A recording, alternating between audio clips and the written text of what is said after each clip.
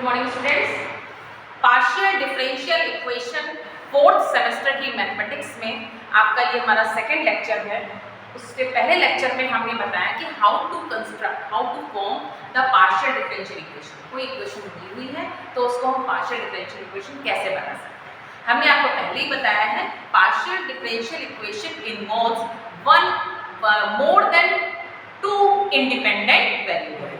जब independent variable की संख्या बढ़ जाती है तभी हमारा पार्शियल डिफरेंशिएशन लगता है।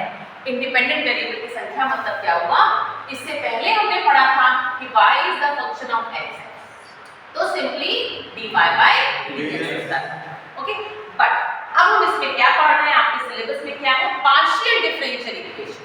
मतलब कि अब y सिर्फ x पे डिपेंड नहीं करेगा, अब z हमारा x y और भी सो मेनी हो सकते हैं, एक से ज्यादा अगर होगा तो वहां पे पार्शियल लगता है। ये मैंने आपको लास्ट लेक्चर में बताया है। और जब एक से ज्यादा होता है तो वहां पे टोटल डिफरेंशिएशन नहीं होता, वहां पे क्या होता है, del z over del x, del z over del y। और बहुत सिंपल तरीके से हमने बताया ये फर्स्ट ऑर्डर के डेरिवेटिव है, जितने वेरिएबल्स होते हैं उसके रेस्पेक्ट में हम कर सकते हैं।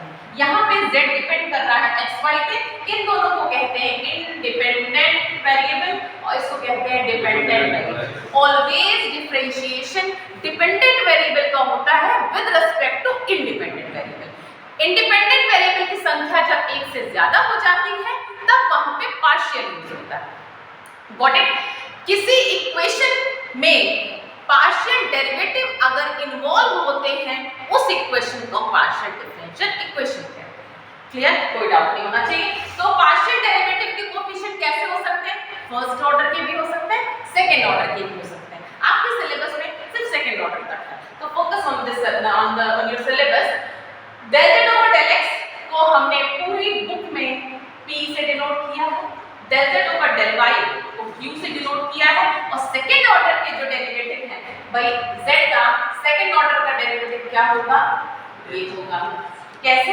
अगर हम देखें तो del z over del x है, इसको हमें एक बार और डिफरेंशिएशन करना है, तो इसको यही तो लिखोगे, इसमें किसी को कोई डाउट या शंका नहीं होनी चाहिए।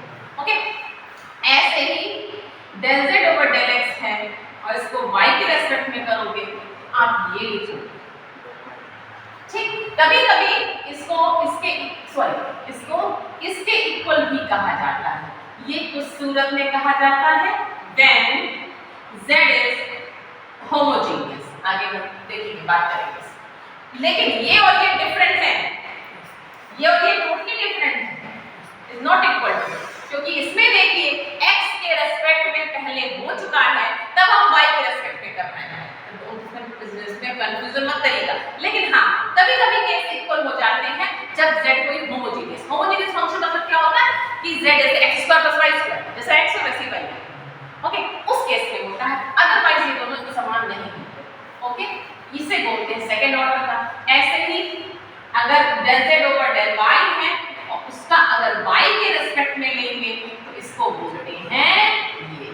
ठीक, पूरी बुक में आपको इसको pq बोला गया है सिलेबस में, और इसको r बोला गया है, और इसको s बोला गया है, इसको t बोला गया है।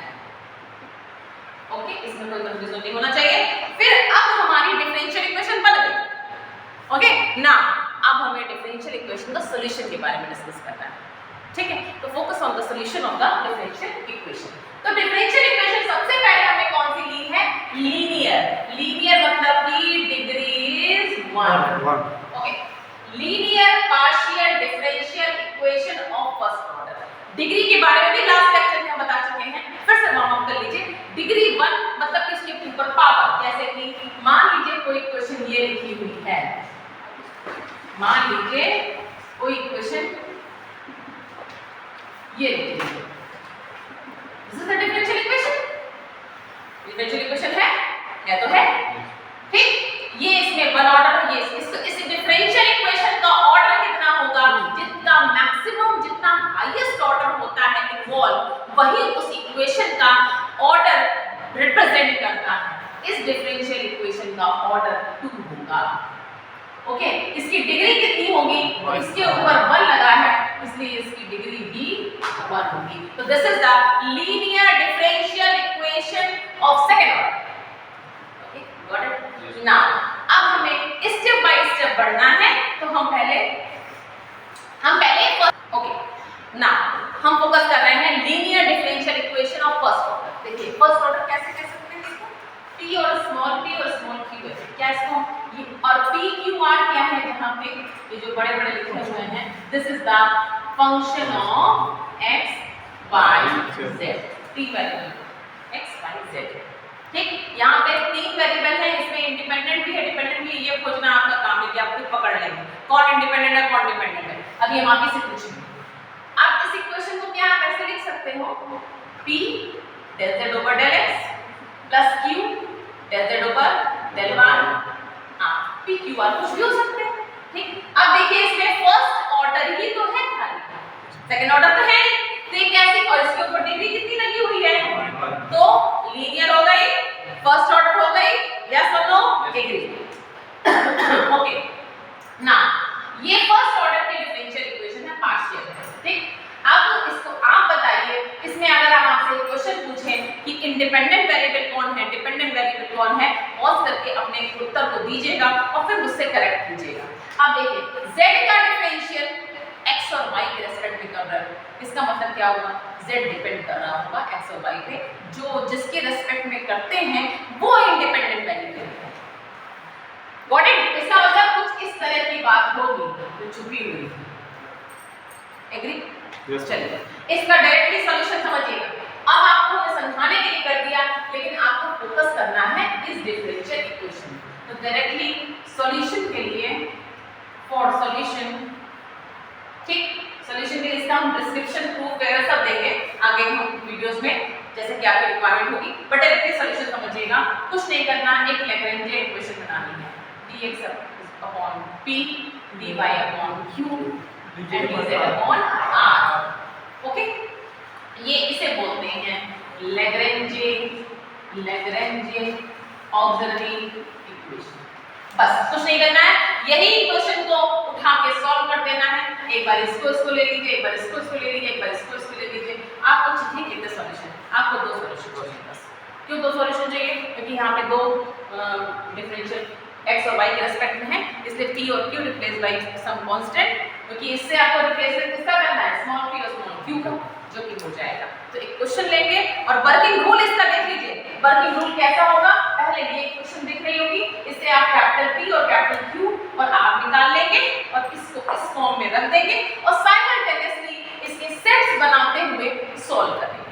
अब सेट्स बनाने के बाद सॉल्व करने का कोई नियम नहीं है कि आपको पहला और दूसरा लेना, कि पहला तीसरा लेना, कि दूसरा तीसरा, ये आप जब आप प्रैक्टिस पे मूव ऑन करोगे तो अपने आप आपको क्लियर होगा। Now I am taking the examples. Yes, तो ये जो लैग्रेंज इक्वेशन हमको बनानी है और जो हमें linear partial differential equation solve करनी है, इसके जितने आपके केसेस, वैसे तो केसेस के बहुत बन सकते हैं, बट हमने कोशिश की है कि इसको केसेस से बाइफरकेट करने की, जिससे आपको क्लियर हो जाए। तो इसमें किस टाइप के क्वेश्चंस बनते हैं वो इस साइड है, और इसको कैसे करना है वो इस साइड है। वर्किंग रूल हमने लिखा है, इसको किसी भी हमारी लीनियर पार्शियल डिफरेंशियल इक्वेशन को सॉल्व करने का वर्किंग रूल क्या है। सबसे पहले इक्वेशन को ये फॉर्म में लिखी हुई होगी, उससे हम p q r निकाल लेंगे, देन हम ऑक्सिलरी इक्वेशन बना लेंगे। ऑक्सिलरी इक्वेशन बनाने के बाद में इसको ग्रुपिंग मेथड्स, इसको दो सॉल्यूशन चाहिए आपको, ये तो क्लियर है, या तो इसको ले लीजिए, इसको या इसको जिसको भी लेना है, आपको ग्रुपिंग मेथड से आप दो सॉल्यूशन निकाल लेंगे और दोनों सॉल्यूशन इंडिपेंडेंट होंगे, और जब सॉल्यूशन निकल आएगा तो इसको इस तरह से लिखेंगे। सो इस तरह से भी लिख सकते हो, इस तरह से भी लिख सकते हैं, दो रूप है इसके, ठीक। तो इसको लिख करके फिर हम कह सकते हैं this is the solution of differential equation 1। Okay, now इधर हमने कुछ क्वेश्चंस लिए हैं, आपके 5 क्वेश्चंस लिए हैं हमने, कुछ केस हमने केस बाइफरकेट किया, लेकिन हम कहेंगे इसमें केसेस कुछ नहीं होते, आपको अपना माइंड यूज करना है बस। तो हम 1 बाय 1 क्वेश्चन को अटैक करेंगे, आपको समझना है, पॉज करिएगा फिर समझिएगा, फिर पॉज करिएगा, खुद करिएगा, फिर समझिएगा। Okay, now I am starting with dealing with case 1 first question. Okay, तो हमने क्वेश्चन लिया है, इस क्वेश्चन को देखिएगा। क्वेश्चन किस रूप में है, कुछ अब देखिएगा, क्वेश्चन इस तरीके से भी आ सकता है और क्वेश्चन इस तरीके से भी आ सकता है, ठीक है। ये क्वेश्चन आपका एग्जाम में ऐसे भी आ सकता है, क्यों? क्योंकि स्मॉल p को ये लिखते हैं, स्मॉल q को ये लिखते हैं, किसी को प्रॉब्लम नहीं होनी चाहिए। ओके ना, अगर क्वेश्चन इस रूप में आ भी जाए तब भी आप इसको इस तरीके से लिख लीजिएगा। चलिए अब देखिए, इसको कंपेयर कीजिए किससे, pp plus qq is equal to r। यहां से कंपेयर करेंगे आप, तो ये हमारा पहला क्वेश्चन है, तो कंपेयर करिए, तो p की वैल्यू yz, q की वैल्यू कैपिटल Q की value minus xz and r की वैल्यू xy। किसी को कंफ्यूजन नहीं होना चाहिए ना। ऑक्सिलरी इक्वेशन हम बना रहे हैं, dx upon p dy upon q dz upon r। तो क्या बन जाएगी, dx upon yz dy upon minus xz dz upon xy। मेरी राइटिंग से आई थिंक आपको समझ में आ जाए कि मैं बोलती रहती हूं लगातार, इसलिए आपको राइटिंग तो क्लियर हो जानी चाहिए। नहीं क्लियर, मेरे वर्ड्स को रिपीट करके देख लीजिएगा ना। हमको पता है कि अगर dx दे रहे हैं तो नीचे x का x होना चाहिए, तभी हम कर पाएंगे, ठीक। ऐसा नहीं है कि y है तो y z दोनों कांस्टेंट कर दे, 0 कर दे, नहीं। अगर dx लिखा है तो उसके नीचे x होना चाहिए, dy लिखा है तो y, dz लिखा है तो, या फिर हमें ऐसा कुछ कर ले कि ग्रुपिंग बना ले। अब देखिए, अगर आप इन दोनों को लें तो देखिए z z कैंसिल होता हुआ दिख रहा है, ठीक। तो पहला पेयर आपने कौन सा ले लिया, dx अपॉन yz। तो आपने कौन सा लिया है, ये फर्स्ट है, ये सेकंड है, ये थर्ड। लिखने की जरूरत नहीं है, लेकिन अगर चाहे तो लिख सकते हैं, dx अपॉन yz और dy अपॉन माइनस। क्या क्या कैंसिल, ये कैंसिल, तो क्या बन गया, x dx is equal to minus y dy। जब हम इंटीग्रेट करने के एबल योग्य हो तभी इंटीग्रेट करेंगे। अब हमने देख लिया ना, dx के साथ में x है और dy के साथ में y है, now we can direct integrate कर दिया, तो क्या आ जाएगा, x square by 2 and minus y square by 2 and plus c1 एक कांस्टेंट देंगे, तो इसका क्या आ गया, c1 is equal to 2 absorb हो सकता है, नया नाम c कर सकते हैं, a b कुछ भी कर सकते हैं। c1 इज इक्वल टू क्या हो जाएगा, x square plus y square, 2 हट सकता है, 2 एब्जॉर्ब हो सकता है, कोई कंफ्यूजन नहीं होना चाहिए। इसको नया नाम c2 भी है, कैपिटल C भी दे सकते हैं या कुछ भी दे सकते हैं, व्हाटएवर। ओके, तो ये आपका एक सॉल्यूशन आ गया। इसको हम ये भी कह सकते हैं कि ये हमारा u है, एक सॉल्यूशन है। दूसरा सॉल्यूशन देखिए, अगर हम इन दोनों को ले लें तो ये नीचे x है तो x कैंसिल, यस बिल्कुल परफेक्ट। तो कौन सा लिया हमने, सेकंड एंड थर्ड। तो dy अपॉन माइनस xz और dz upon xy, x has गया कट, तो y dy is equal to, तो बड़ा इजी क्वेश्चन हमने ले लिया भैया आपके लिए, कोई बात नहीं, शुरुआत थोड़ी हल्की होनी चाहिए। x square by 2 plus c2 या कुछ भी व्हाटएवर, तो c2 इज इक्वल टू क्या आ गया, y स्क्वायर प्लस z। इसको कंफ्यूजन नहीं होना चाहिए, 2 कहां चला गया सबको पता होना चाहिए, 2 एब्जॉर्ब हो सकता है कांस्टेंट से, नया कांस्टेंट नाम दे दिया, c2 डैश दे दिया, कोई दिक्कत। ओके, तो दूसरा सॉल्यूशन, तो कायदे देखिए, तो यहां दो सॉल्यूशन, पहला सॉल्यूशन u, ये इसको b कह सकते हैं, तो x square plus y square u, b is equal to 0. So this is the solution of differential equation. Okay. Second question हमने किया है, जल्दी से सॉल्व करेंगे इसको, कंपेयर कराइए से p p q q r। Okay, और मेरी आप खुद ही करेंगे इस क्वेश्चन को, मेरे स्टूडेंट्स खुद ही करेंगे और इसको ऐसे लिख देंगे, फटाफट लिख दीजिए मेरे साथ में, कैपिटल P की वैल्यू y स्क्वायर, इसकी माइनस xy, इसकी xz y। ओके, नाउ अब दिख रहा है सामने सामने कि इन दोनों को ले लो पहले, तो पहले फर्स्ट एंड सेकंड लिया, dx y square dy minus xy, y पे गया cut, x dx is equals to minus y dy।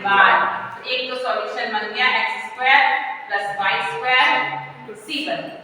Okay, y2 आएगा, q2 हट गया, एब्जॉर्ब हो गया, ये आ गया। नेक्स्ट सॉल्यूशन हमको लगता है कि z और -2y को तुम नहीं हटा सकते हो, इसका मतलब इन दोनों को ले लो, ठीक।